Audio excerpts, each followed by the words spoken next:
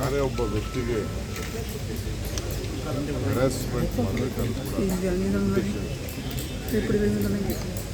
ಭಾಳ ಅಧಿಕಾರನ ದುರುಪಯೋಗ ಮಾಡಿಕೊಂಡು ರಾಜಕೀಯವಾಗಿ ಕ್ಲೋಸ್ ಆಗಿತ್ತು ಅಂತ ತಿರ್ಗಾ ಯಡಿಯೂರಪ್ಪ ಗೌರ್ಮೆಂಟು ಹೀಗೆ ಹ್ಯಾಂಡಲ್ ಮಾಡಿ ತೊಂದರೆ ಕೊಡ್ತಾರೆ. ಈಗ ಅವ್ರಿಗೆ ಭಾಳ ವರ್ಷಗಟ್ಟಲೆ ಚುನಾವಣೆ ಇದೆ, ಊರಿಗೆ ಹೋಗಬಾರ್ದು, ಓಟು ಕೇಳಬಾರ್ದು ಅಂಥೇಳಿ ಮೊದಲನೇ ಬಾರಿಗೆ ಇಂಥ ಆದೇಶ ಎಲ್ಲ ಬಂದಿದೆ. ನಾವೇನು ಮಾತಾಡಲಿಲ್ಲ, ನ್ಯಾಯಾಲಯಕ್ಕೆ ತಲೆಬಾಗಿ ಗೌರವನ ಕೊಡ್ತೀವಿ. ಇವತ್ತೇನಾಯಿತು,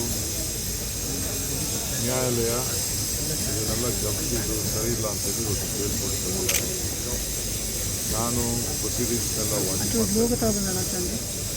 ಸೊ ಬೇಕಾದಷ್ಟು ದಾಖಲೆಗಳು, ಸಾಕ್ಷಿಗಳು ಎಲ್ಲ ಕೂಡ ಕ್ಲೋಸ್ ಆಗಿದ್ದ ವಿವಿಧ ರೀತಿಯಲ್ಲಿ ಮಾಡಿ ತೊಂದರೆ ಪ್ರಯತ್ನ ಮಾಡಿದ್ರು.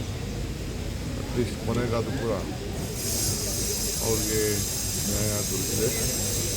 ಆದರೆ ಅವರು ಅನುಭವಿಸಿದಂಥ ವೇದನೆಗೆ ಅವರ ಮಕ್ಕಳು, ಅವ್ರ ಕುಟುಂಬದವರು, ಅವರು ಮತ್ತು ಅವರ ಕ್ಷೇತ್ರದವರು ಮತ್ತು ನಮ್ಮ ಪಕ್ಷ ಇದನ್ನು ನಾವು ನಾನೇ ಅನುಭವಿಸ್ತೀನಿ.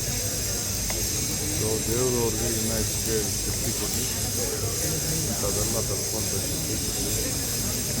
ನ್ಯಾಯಾಲಯ ಏನು ಒಂದು ಗೌರವನ ಕೊಟ್ಟಿದೆ, ನ್ಯಾಯವನ್ನು ಕೊಟ್ಟಿದೆ, ಅವರಿಗೆ ಗೌರವದಿಂದ ಅವರಿಗೆ ನನ್ನ ಏನು ಅಭಿನಂದನೆ ಕೂಡ ಧನ್ಯವಾದಗಳನ್ನು ಸರ್. ನಿನ್ನೆ ಸಭೆ ಸೇರಿರುವಂಥದ್ದು ಎಲ್ಲರೂ ಡೆಲ್ಲಿಗೆ ಹೋಗ್ತಾರಂತೆ ಸರ್. ಡೆಲ್ಲಿಗೆ ಹೋಗಿ ನಿಮ್ಮ ಪರವಾಗಿ ಮನವಿ ಮಾಡ್ತಾರೆ. ದಯವಿಟ್ಟು ಬೇಡ ಅಂತ ನಾವು ರಿಕ್ವೆಸ್ಟ್ ಮಾಡ್ತೀವಿ. ನನ್ನ ಪರವಾಗಿ ಯಾರು ಮಾತಾಡಬೇಡ.